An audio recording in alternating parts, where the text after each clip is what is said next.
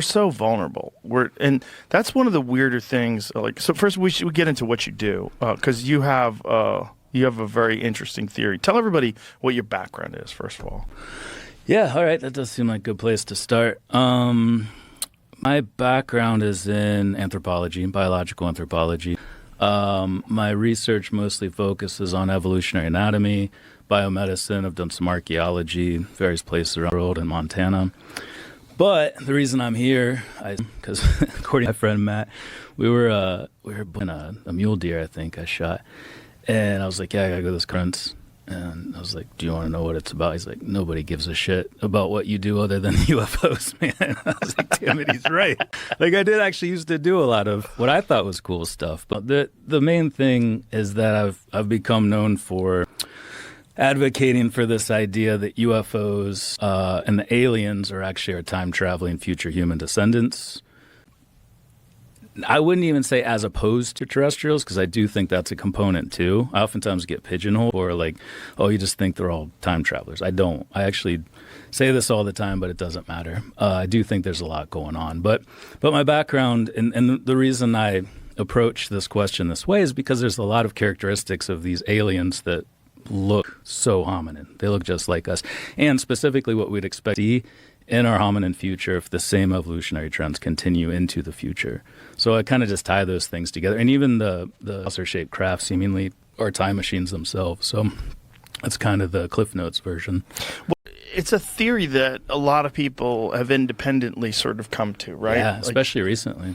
And the concept of, well, if you just think about ancient man. I was watching this documentary on Neanderthals last night about this one intact Neanderthal skeleton that they found it had sort of been, he had died in a cave, and there's stalagmites. Is stalactites or mites? How do you say it? Tights are up, mites are down. So he was essentially mineralized. Mm-hmm. There was stuff all over the body, and it took a long time for them to break this body. I think I saw that. Was that on Netflix?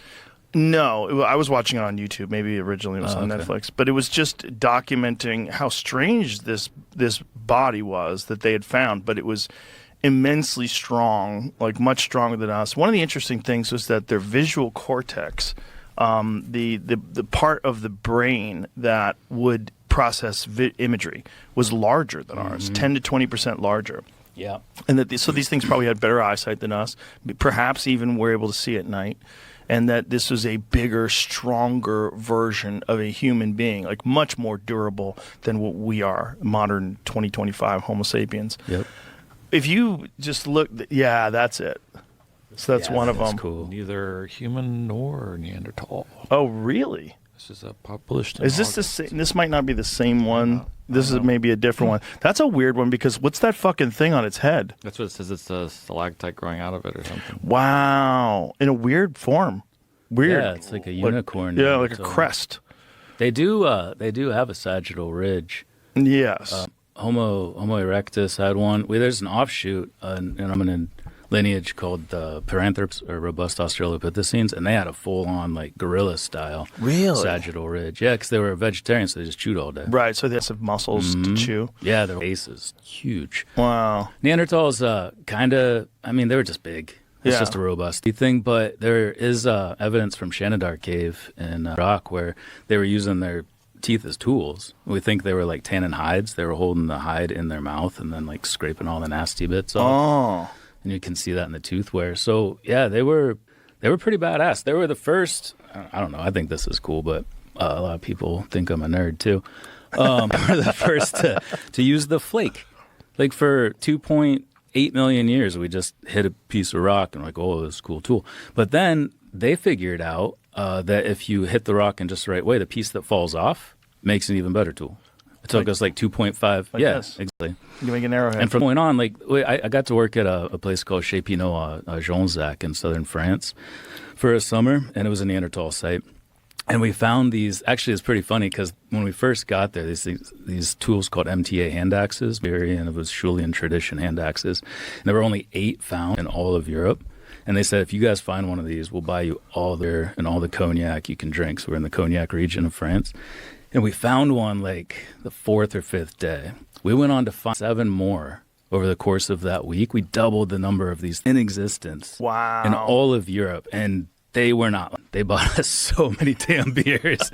Like archaeologists like to drink. You know, I'm sure. we dig and it's boring as hell. You know, Yeah. it's not Indiana Jones. We're not running around banging hot chicks and flying on planes. We're like, we got a spoon and we're doing this for 8 hours. So, yeah, I actually found the last one on the last day and it was by far the worst. Like I had to argue that it should even count as one of these. But yeah, no, it was a cool site. So yeah, they were doing well, but we were doing better. We came in and Well, this thing happened where we replaced them. Yeah. But the point is, as time goes on, humans today are probably the most feeble version of humans that have ever existed. Oh, for sure, yeah. And we're the most feeble versions of people that have existed within the last century, right? Like if you go back to humans from the 1920s versus humans from the 2020s, people have way less testosterone now, way higher instances of miscarriages, way lower sperm count. You know, there's a lot of factors that are at play right now that are changing what a human is. And if you extrapolate, if you look at the future, you would naturally say, well, we're probably going to be very thin. It seems like there's at least some sort of a push to eliminate gender. Like gender seems like it's on the table as whether or not it's even necessary. There's all sorts of new technological innovations that are leading to the possibility, at least sometime in the future, of an artificial womb. There's genetic engineering with CRISPR and a lot of other different technologies that are being explored that we might be able to engineer human beings and then even create a complete individual human being without a mother, without a father. So if you thought about what that looks like in the future, like one of our problems on this planet is we all have different ideologies, different religions, come from different parts of the world. We look different. And human beings as tribal primates have a tendency to other. We other different tribes. Those are not us. We are us. Those are the enemy. We go out. You but rally. exactly the same. And we share one mind, you know, then a lot of our problems go away. Yeah. If we no longer have to compete for resources, we no longer have the desire to procreate and to acquire land and to be, you know, to have a territory, we eliminate a lot of our issues. And that's what these things look like. When you look at the archetypal, these iconic sort of shapes that have been on cave walls all the way up to Close Encounters of the Third Kind, one thing they share is that they have no muscle, they have large heads, they have big eyes. And they're they're very paedomorphic, as we say. Yeah, you just tied together like a lot of really important related to this theory aspect of why they're always interested in our gametes, why they come back and put that little machine on a man to collect semen, why they're constantly taking eggs from females and implanting fetuses, pulling them back later. Like they're clearly focused on reproduction, gamete extraction, and one of this that might be fueling that in the future, if these are future humans, let's just assume for a second hypothetically, is that they might be having problems directly resulting from these trends toward self-domestication, these trends toward feminization, these trends toward reduced sperm counts, which is 60% across most populations in the world, in the industrialized world, 50% across the entire world. Problems with reproduction, in vitro fertilization. So Genesis chambers might help solve some of those problems, growing the fetus outside of the body. So yeah, and like you said, you know, what do they look like? They look like kind of a hybrid between males and females to some extent, but there's an essence of gender. Like if you talk to Whitley Strieber, you know, he's with this being, he says in communion that I had a sense that it was a woman. I don't know why, but I kind of sensed that. So it's almost the essence of the individual, the soul of the individual still retains that sort of gender identity, even though our bodies are becoming more childlike, more gender indiscriminate. I don't know. Yeah, yet another one of those ways in which we might sort of grow together as a species. When you say they are extracting sperm, like how many of these stories do you take seriously? There's a lot of these stories. It's a great question, yeah. You know, there's unfortunately for any sort of spectacular public thing that's in the zeitgeist, like alien abduction, whether it's Whitley Strieber from Communion or the John Mack books, the guy from Harvard that wrote, what was it, Abduction? Past the Cosmos and Abduction, Yeah. Good books. Great books. But these are all books about encounters, close encounters of the third kind with some sort of a being from another place. Whatever it is, it's just not a human being, and it seems to be technologically at least superior to us. Mm-hmm. And it seems to be one thing they all seem to share is they seem to be able to communicate telekinetically or telepathically. Yeah.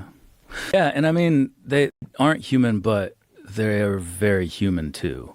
For instance, like that's one of the main reasons I started exploring this. I was actually put into this when I was 8 or 9 years old, sort of activated in a way and put on this path by a weird thing that happened to me when I was a kid. What happened to you?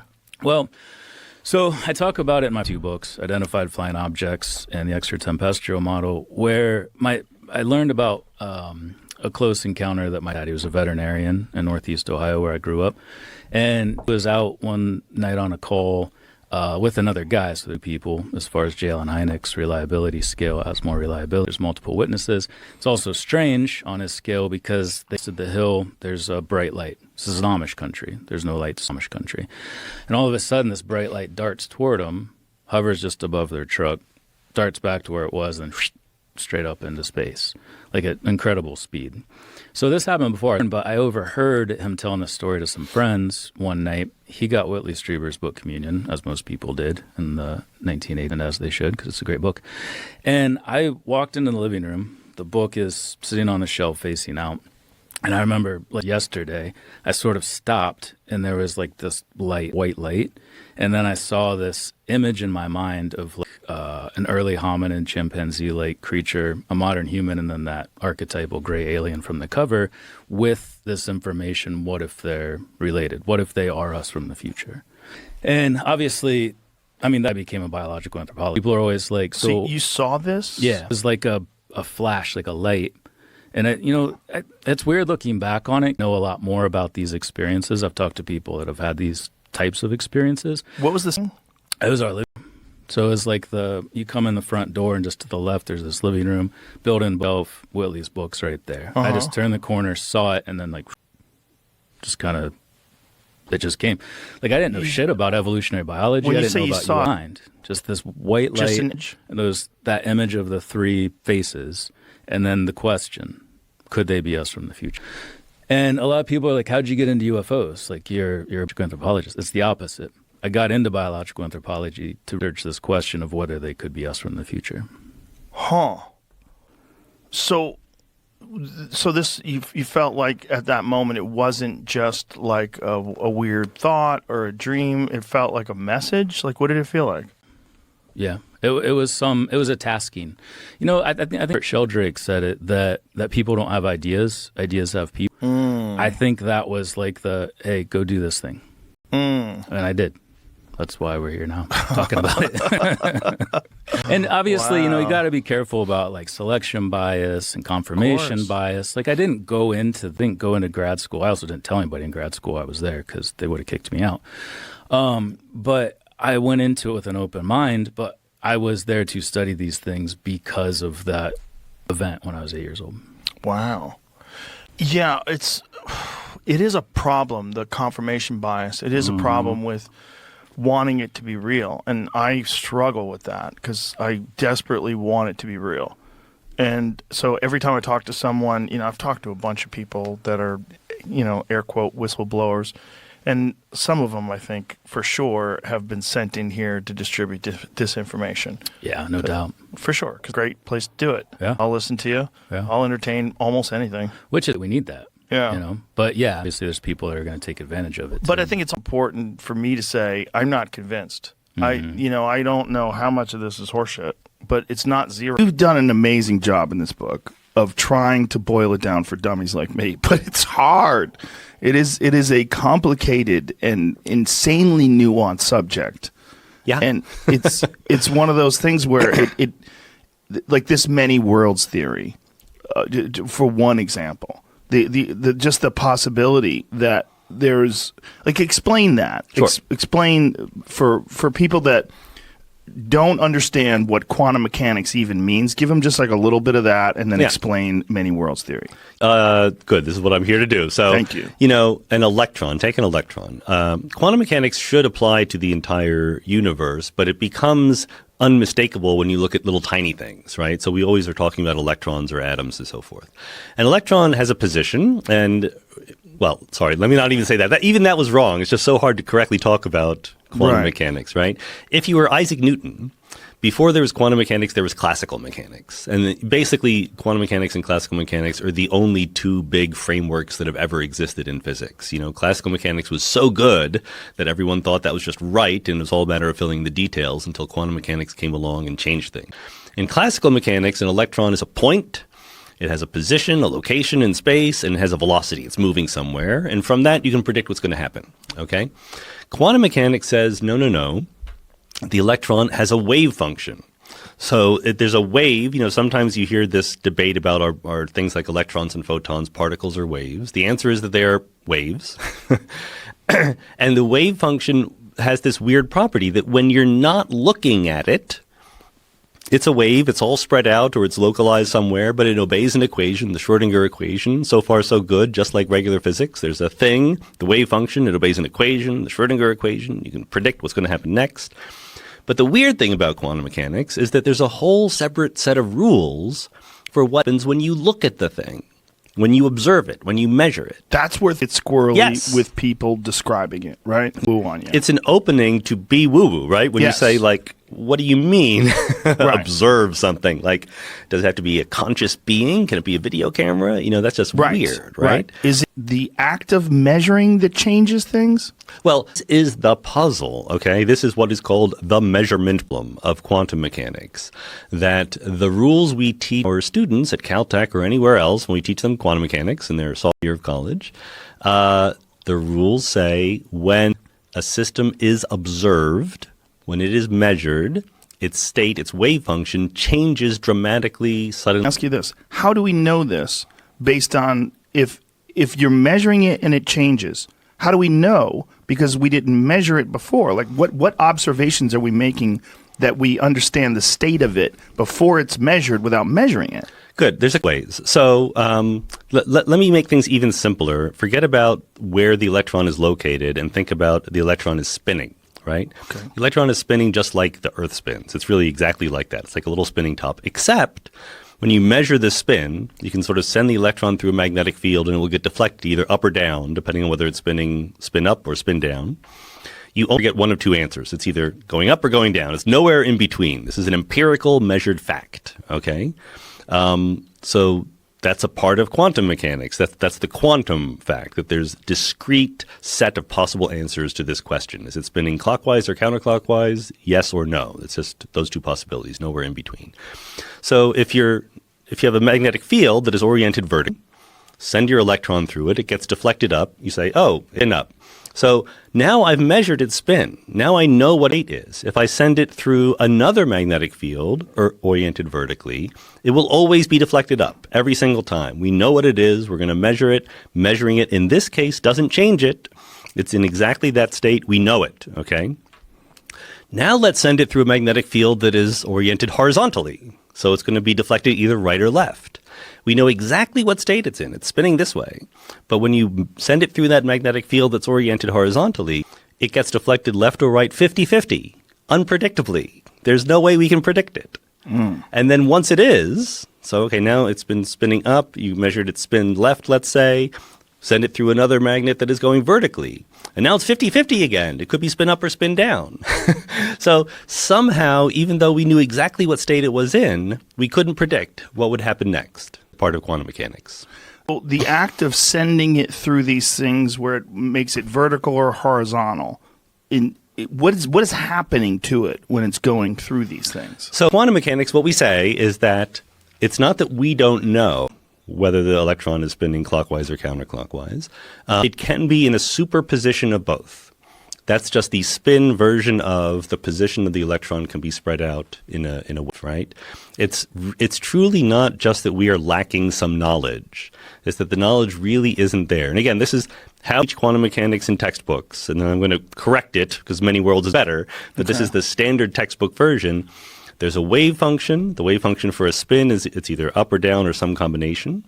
And then there's a rule that says when you measure the spin, you only get up or down. You don't see the wave function. Just like the cloud that you have for the electron's position, when you look at it, you see it at a location. So another way to make the same argument is a little piece of, I have a nice little image of this when I give talks, a little piece of uranium. So it's a radioactive little chunk of metal, and you put it in a bubble chamber. So it is emitting radioactive particles, and you detect the particles. You can see a little streak of motion when the particle leaves the uranium. Okay? Well, like I said, when you're not looking at it, this electron is supposed to obey an equation, the Schrödinger equation. And you can ask what the prediction is when a radioactive nucleus decays and gives off an electron. What is its wave function going to do? What is the wave function of the electron going to be? And the answer is it goes off in a spherical wave. It goes off in all directions at once. Evenly. Yeah. All directions evenly. But you never see that. Is that You see based a on the line. shape of the piece of uranium? Does it vary? No, because the electrons from one individual nucleus of an atom, right? So what the uranium is doing doesn't matter. It's just that one atom matters. And the easiest thing for the electron to do is just to go out in a sphere. It doesn't have to. It can go out in higher energy states. But the point is, it's not going out in a straight line. But when you look at it, you see a straight line, right? That's the fundamental mystery of quantum mechanics, that how we describe the thing when we're not looking at it is different than what we see when we look at it. When you're in pursuit of an understanding, a deeper understanding of quantum mechanics, when you're thinking about people from the 1900s that are just sort of basically getting the first steps going to understand this stuff, when you're talking about this lack of funding and the lack of encouragement for people to pursue quantum mechanics, you strongly feel like there are answers to these questions. Yeah, that's right. That we just need better tools and a better understanding, better equations, more time. Yeah, Einstein, think this, right? Einstein is one of the secret heroes of the book because he has this reputation as someone who just couldn't quite accept quantum mechanics. The title, Something Deeply Hidden, is a quote from Einstein when he was talking about when he was a kid and he had a compass, right? And he was given his first magnetic compass and he could rotate it this way and that way and it always pointed north. And you and I would go, that's cool. But he was Einstein. He's like, wow, this is amazing. Why? How does it know where north is, right? And he said there must be something deeply hidden that explains why it's doing this mysterious thing. And he felt the same way about quantum mechanics, that we gave these set of rules, which are called the Copenhagen interpretation of quantum mechanics. One set of rules for when you're looking at it, one set of rules for when you're not. And Einstein was like, oh, come on. Clearly, this is not the final answer to the nature of reality, right? He wanted to know God's thoughts. He's like, I want to know everything. We're not done yet. There must be more going on. And so many worlds is one of the proposed answers to what could be going on. It's not the only one. There's alternatives, but it's definitely my favorite. It's definitely the easiest one to write down. Let's put it that way. Okay, hit us with this many worlds theory. So think about this electron. You say that it could be either spin up or spin down. It's a combination of both. That's its wave function. You measure it, you only ever see spin up or spin down. So Copenhagen says that's because the wave function suddenly changed, snapped into place when you observed it. Don't ask me what it means to observe something. That's not what Copenhagen lets you ask. Okay. Many world says what you're missing is two things. Number one, you're a quantum system. You're obeying the rules of quantum mechanics. You're made of atoms and electrons and so forth. You have a wave function too, okay? So you're secretly treating yourself as a classical thing when you make that measurement, but you really should be treating yourself quantum mechanically, right? That's one thing. And the other thing is something that Einstein invented, namely called entanglement. When quantum mechanics says there's a wave function for a system, it doesn't say there's a separate wave function for every particle, right? It says that there's only one wave function for the whole universe. So the way I like to say it is, imagine two particles come in and bounce off of each other. Either one has a wave function and it's unpredictable exactly what angle it's going to go off at. So both of the particles that go off, you don't know where they're going. But because momentum is conserved, if they came in at equal velocities, they'll go out at equal velocities and in opposite directions. If you measure one, then you know where the other one is going, right? That's entanglement. The observed state of one system can be related to the observed state of another system. So those are the two ingredients. You're a quantum system, and quantum systems can be entangled with each other. So Hugh Everett, who was a graduate student when he invented this idea in the 1950s, said, look, when you measure that electron, what happens physically? Like, forget about you're a person, you're conscious, all of that BS. Like, you're a physical system, you obey the Schrodinger equation. You are a quantum mechanical system, you obey the laws of physics. So you look at the electron, your wave function changes. It used to be you're just a person doing whatever you do, but then after you look at the electron, you become entangled with it. And it splits. So there is one part of the wave function that says the electron was spinning clockwise and you measuring clockwise. And there's another part of the wave function that says the electron spinning counterclockwise and you saw it spinning counterclockwise. Now, everybody knows this. Like that far, it's not controversial at all. That's clearly the prediction of the equations of quantum mechanics. But everyone else said, well, that means that I'm some weird combination of I saw it spinning one way and I saw it spinning the other way, but I've never felt that way. When I look at real electrons, I see them one way or the other. That can't be right. That can't be the final answer. The wave function must somehow collapse. And I said, no, what you're missing is there's now two separate worlds. Those part of the wave function are real, but they're different worlds. Never interact with each other again. What happens in one part of the wave function will not affect what happens in the other part. So now there's a version of you that saw the electron spinning clockwise, and there's another version of you that saw it spinning clockwise. And that's just taking seriously the prediction of quantum mechanics. It's not adding any extra stuff, any extra worlds, anything like that. That is the part where my brain broke. All right. The idea that there's a you that observes it going clockwise and a you that observes it going in a different direction, like that is so hard to understand. Do you apply this in your regular life? Like, do you think, like when you go home and you say hi to your wife and you open up the refrigerator, do you think of yourself as this quantum being that's existing in this super state? So there's a couple of answers to that. One is, sure, if I think about it, like I do believe it. I have a chapter in the book, which my editor listed at first, but then he let me get away with it, which is a dialogue between a young philosopher and her father, who is a physicist. And the father is skeptical about all this philosophical nonsense, and she to explain how many worlds works to him.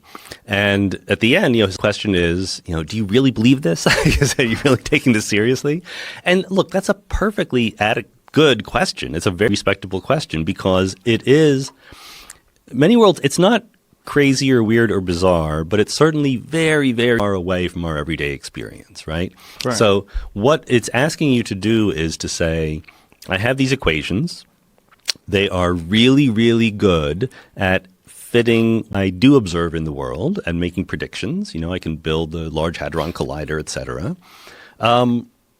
I will take them seriously even for things that I can't directly observe. Those are the best equations I have, right? Until a better set of equations come along, I will believe these equations. And the implication of that is, there's a bunch of worlds, like a huge number, like a real, humongously, unimaginably big number, maybe an infinite number, maybe finite, we don't know, of different copies of you, and they're being created all the time. The good news is that it doesn't really affect how you go through your life. It really imply that you should behave any differently than you would if you just lived in one world.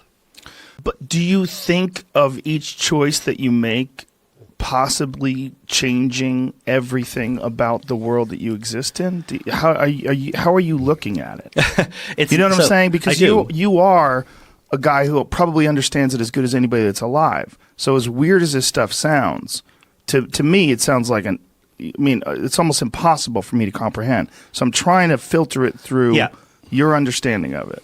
Well, we're getting serious. I know, it's getting hot in here. Like, physics is heating us up. I'm not exactly sure how to say it the best.